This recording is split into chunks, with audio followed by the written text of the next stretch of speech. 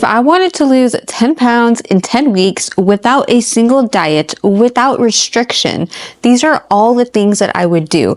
And it's not just me, but it's also my clients who have seen incredible results. Like one of my clients, Eileen, she lost 10 pounds and 9 inches off her waist. And before we dive into it, let's just get something so freaking straight that losing anywhere between half a pound to 2 pounds per week is successful weight loss. All the marketing out there, all the freaking scams out there that are telling you that you can drop 10 pounds in 2 weeks, like, yes, it's true, but it's your water weight, which is going to come back eventually again. And if you want to do this without it feeling like you're on a diet, without it feeling like you are restricted, then this is exactly the steps that you're going to want to take. Losing 1 pound per week in 10 weeks is a sustainable rate of fat loss. Yes, these are all the things that clients pay me to help them with, but at the end of the day, this is all over the internet. You can do this on your own.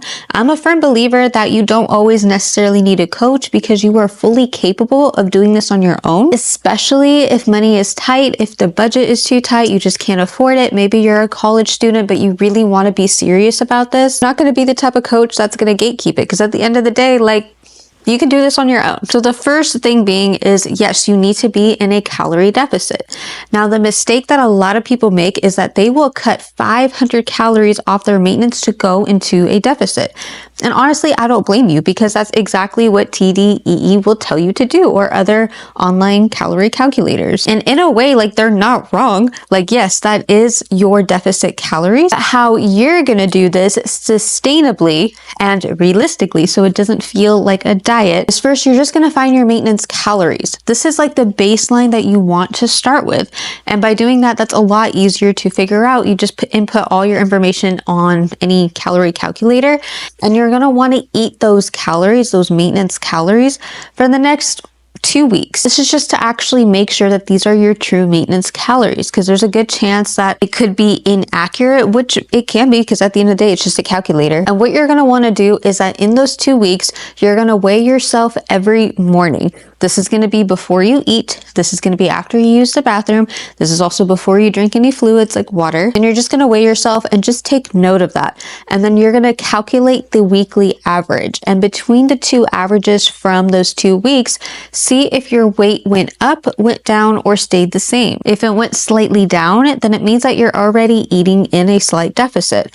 If it went up, it means that you were probably eating a little bit over your maintenance. So it's a slight surplus. And of course, if your weight stayed the same, then great. This is your true maintenance, and this is how we're going to go about it. And I know for a lot of you, it might calculate your maintenance calories to be really low as is. Let's say, for example, 1600. Obviously, this is already fairly low, and if you were to try and go into a deficit eating anything less than that, it's going to be a little bit difficult. So the easiest fix is just increase your activity level. This doesn't mean doing more cardio. I mean, it can, but we're trying to do this sustainably. It's just increasing your overall step count. One thing to note that's important when you're trying to figure out your, I guess, activity level on TDEE, it doesn't just mean workouts. It means your overall activity. If you're somebody who doesn't even get 4,000 steps, you are considered sedentary. Yes, you could work out at the gym 5 times a week, but if you're not getting enough steps, if you are not active enough, you are still considered sedentary. And literally the easiest fix, if you're able to get 8,000 steps at least 5 to 6 days of the week, you are considered what it's called moderate. But if you're getting anything less than 7,000, then you're probably under the light exercise category. And the fix is so easy. Just increase your step count.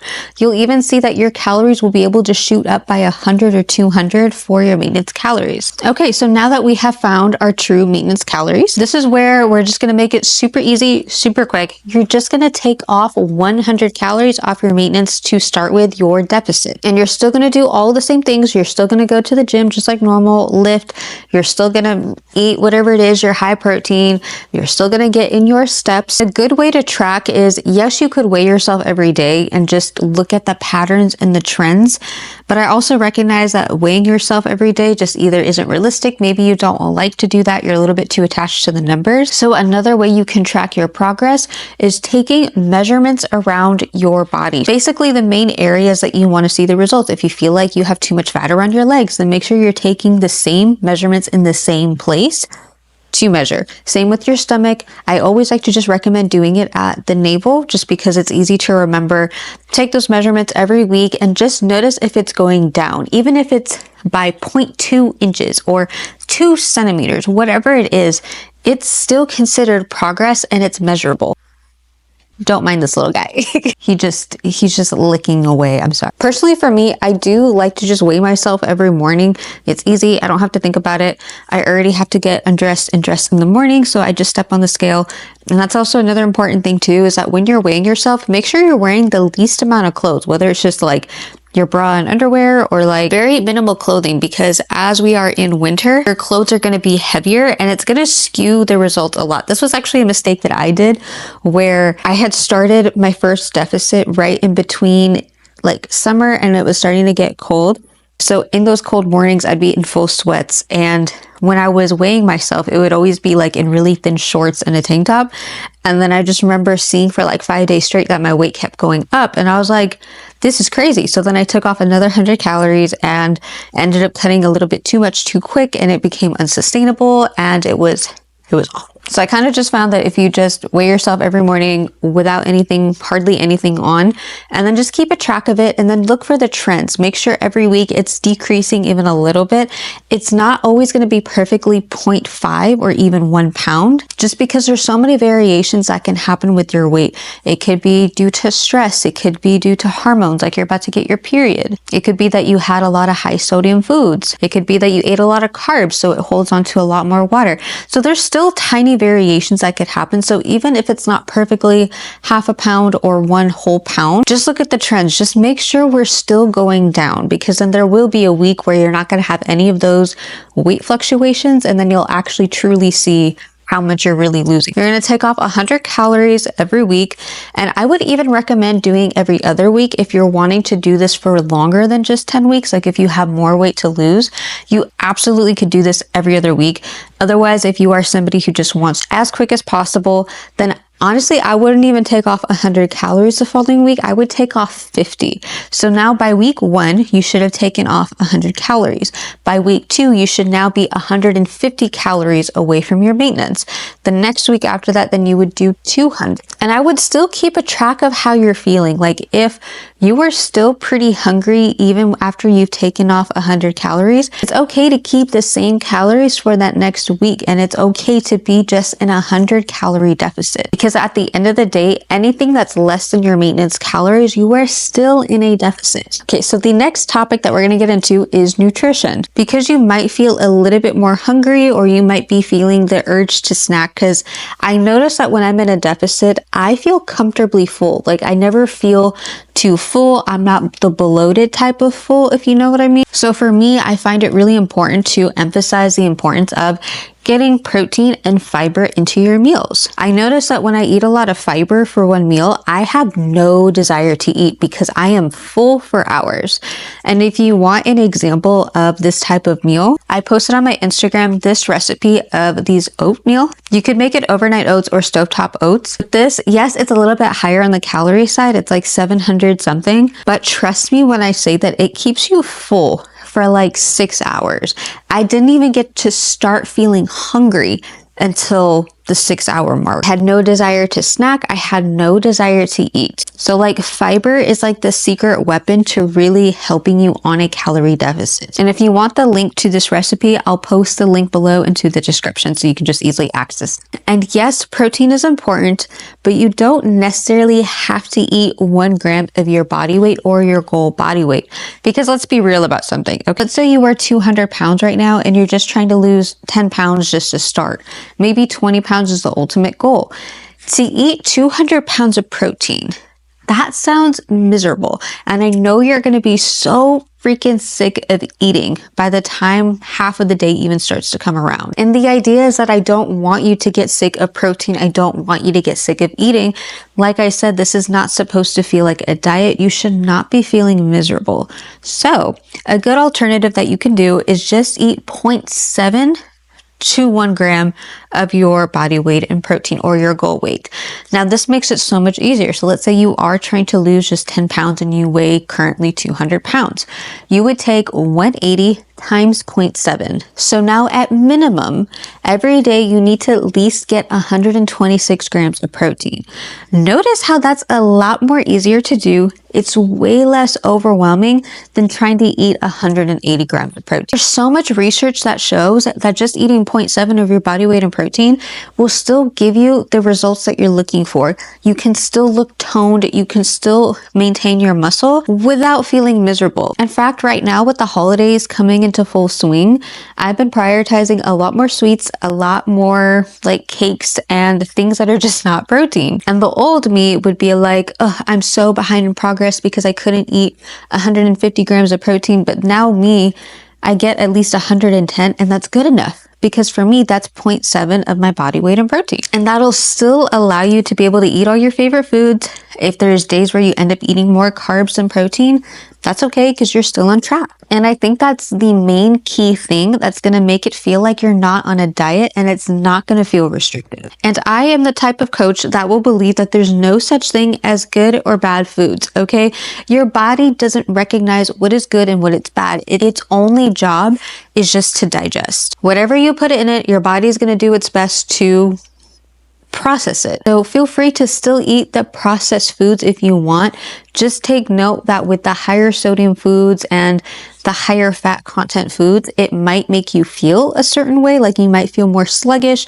You might not feel your best. You might feel grossly full. And if that's the case, then swap it out for something else. And the main killer that I found when it comes to being on a calorie deficit is calorie-filled drinks. Now, this is like soda.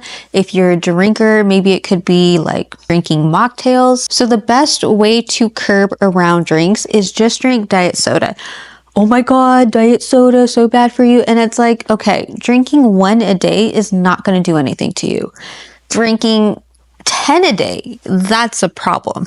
But one a day is not going to do anything to you, especially if you just want to drink it with a lunch or a dinner that's your favoritely paired with a soda carbonated drink. And if you really want a better alternative, what I love is Olipop's. It has a little bit of fiber in it, like liquid fiber.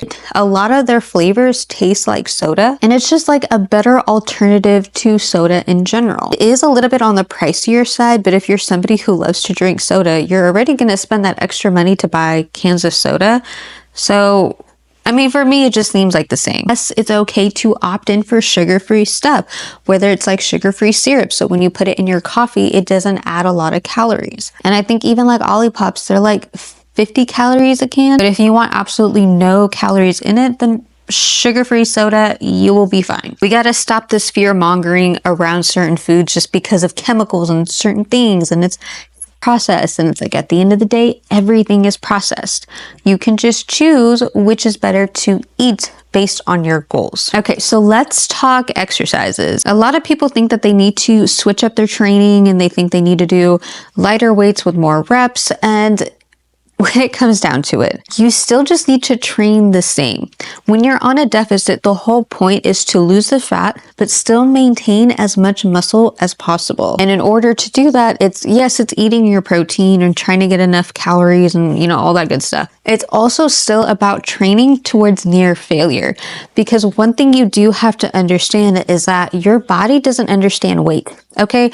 You could have lifted 200 pounds the week before, and that could have felt like near failure. Like you couldn't do, like you were really close to failure, like 1 to 2 reps away. And then the following week, you started your period, or it's your luteal phase now, and you attempted 200 pounds again, but it didn't happen. You couldn't even do 1 rep. It was awful. Your mind and your body doesn't recognize that it was 200 pounds. It only recognizes tension. So now this is where RPE kind of comes in, and I have talked about it in my previous video. So if you want to learn more about it, you can feel free to swing through it. You still want to be training close to failure because we're still trying to preserve muscle. Can you build muscle in a deficit? Not necessarily, especially if you've been doing this for a while. But if you were completely new to lifting, or you took a lot of time off and you're just getting back into it after 6 months or a year, yes, it would be possible. But for someone like me, especially who's been lifting consistently now for about 4 years, I know I'm not going to build muscle. So I know the goal is just to maintain. So I'm still going to take all my lifts to close to failure. We're not going to think too hard on it. Keep the same exercises, keep working on a training phase, keep it in for at least 4 weeks. I always recommend 6 to 8 weeks at minimum. Don't do anything new. Keep the sets and reps. You don't want to add any junk volume that you don't need. You basically keep everything the same in your routine. The only thing that changes are your calories, but gradually. Let's talk cardio next. So a lot of people too, this is something that they feel that they have to do during a deficit. And I don't recommend doing it until you've exhausted all of your calories, meaning you're already at the lowest deficit you could possibly be. So around week 10, maybe you might even push to week 11, where you can't necessarily cut your calories anymore that you have. So now maybe you can add in cardio for like a week or two and add in like 10 to 15 minutes. But throughout this entire duration of your cut, you don't need any cardio. If you enjoy doing it, that's one thing, but then you have to take into that account when you calculate your calories and your activity level. But if you're someone like me who doesn't like cardio, then just stick to walking, okay? Just stick to walking 7,000, 8,000 steps at minimum. And hey, if you still don't like cardio and you've already exhausted all your options with your calories, you don't necessarily have to add in cardio. You could feel free to add in more steps if that's something that you can sustainably do. Let's say on average, you've been getting 8,000 steps. Maybe instead of 8,000, shoot for 10,000. After 10,000, you could shoot for 12,000. A lot of people don't like to do that because that's kind of a lot of walking, unless you already naturally do that in your normal day-to-day, like at your job and stuff. But in terms of overall cardio, don't add in anything that you're not already doing. So if you've already never done cardio, if you've never liked cardio, if it's never been a part of your routine, do not add anything new into your deficit. The next thing we're going to go over is sleep. Everybody knows how important sleep is, but it is especially crucial when you're in a deficit. One thing I struggled with during my very first deficit ever, just not getting enough sleep. I was probably getting at best 5 hours. And the problem with that is, so you have two hormones that are in control of your hunger. You have one hormone that lets you know when you're full. You have another hormone that always makes you feel like you're hungry, so you need to keep eating. And essentially what happens when you don't get enough sleep, that hormone that tells you you're full, it gets blocked. So then that's why you constantly have cravings. You constantly feel the need to eat. And that's going to mess with your deficit a lot, because you could have already eaten, let's say your deficit to start with is 1,900 calories and you just haven't been sleeping well. What's going to happen is that the end of the day is going to come. You'll have already hit your protein. You'll have already hit your calories, but you just feel like you need to keep eating because you don't feel satisfied. That's the problem that's going to happen if you're not getting enough sleep. So make it absolutely important for these next 10 weeks. Like, already sleep is important. You should be prioritizing this no matter what. But for these 10 weeks, get selfish on your goals, get serious about the non-negotiables, and make sure that you can get enough sleep. Another important thing is staying hydrated. You will be surprised how many times that you're actually dehydrated, but you think that you're hungry, and that's why you're constantly going into the fridge. You open it, you find nothing appealing to eat, you close it, you find some chips, you just keep eating. And in reality, if you were just drinking enough water, you would not feel the need to do that. And yes, I was guilty of this too. I was probably at best drinking 32 ounces of water per day. That is actually insane now that I look back at it. And as of these last couple weeks, I've been consistently drinking around 128 ounces. And the feeling to munch is gone. The feeling to eat salty, craving kind of foods, gone. It actually is a lot easier to listen to my hunger cues now once I'm fully hydrated, because now I can really assess, well, I have enough water in my system. I haven't eaten since like 10 and it's already 3. Safe to say this is actually hunger and not boredom. And when it comes to water intake, no, you don't have to drink a gallon of water. I don't know who created that in the fitness industry, but let's be really real, okay? The people who need a gallon of water are probably going to be people like athletes or people who are constantly under the sun and are always losing their water. water. How do you know if it's you? How do you know if you need 1 gallon of water? Just look at the color of your urine. Everybody looks back at the toilet, so I mean, like, it's not no surprise, right, that you're going to look at the color of your urine. If it is pure clear, that's actually not a good thing. And I didn't know this until recently, but having very clear urine is not healthy. The color that you're trying to aim for is like a light yellow. You still want the yellow tinge in it, because what ends up happening is that if you drink a lot of water, you are depleting your body of all the minerals and salt that you need that keeps you hydrated. You are losing electrolytes. So do you need a full gallon of water? For the average person, probably not. And that's why I came up with the number 128, because I noticed that's when my urine is just like that light colored yellow, but it's not necessarily clear. So that's also something to assess and look at for yourself. So tracking progress is the next thing I'll get into. I kind of already talked about it, the different ways you could go about it, but just to recap on that, when it comes to tracking progress, the easiest way to visually see if it's working is weighing yourself every morning, looking for the trends, just making sure that we're going down slowly, nothing too crazy. Yes, your period will probably affect it, but I mean, that's why we track and we have this data, because what's going to end up happening is that you'll consistently be losing weight, whether it's like 0.3 to 0.5, per week. But then on the week of your period, you'll find that you probably had no change in your weight, and that's normal, okay? Because when you are about to start your period and when you're on your period, your body holds onto a lot of water. And because of that, that's what's gonna make the scale go up a little bit. At college days, I would even see my weight shoot up by 10 pounds. That's not exactly on the normal side, but you can definitely expect 5 to 6 pounds fluctuation. So the best way to track, in my opinion, is just to weigh yourself every morning before you eat, before you drink any water, and after you use the bathroom. But if that's something that you don't want to do, then stick with body measurements, especially if you're the type of person that has to visually see progress happening. Otherwise, the next best is just taking progress photos. This is only good to do if you don't need to visually see the progress or need some sort of incentive to keep going, because you won't know until the month has passed. You could do like bi-weekly progress photos. And when you do this, you want to make sure that you are in a decently well-lit room, whether if it's in front of a window, if your bathroom has good lighting. You want to have the same poses every time. You're going to want a front view, side view, and a back view. If you choose to do it flexed, then make sure you were always flexed when you do these progress photos. If you were relaxed, then make sure every time you do it, it is relaxed. Don't do anything new. Don't do anything kind of fun and funky. If you want to do both, then go ahead and do both. But those are all the ways that you can track your progress. I'll never really recommend the scale, just because, like I said, it could fluctuate. It's not going to always be 100% consistent, but seeing the visible changes on your body will always stay consistent. Okay, so we talked about a lot. Now let's talk about why this is sustainable. Doing it exactly like this, for one, it's not going to feel like a diet because you'll have plenty of flexibility in your calories. A lot of the times when people drop their calories too dramatically and too quick, you're going to feel that energy just gone. You're going to feel the difference in your workouts. You're not going to feel as strong. You're going to feel lethargic.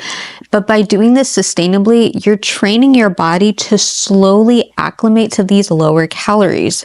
It's not going to feel like this big shock to the body.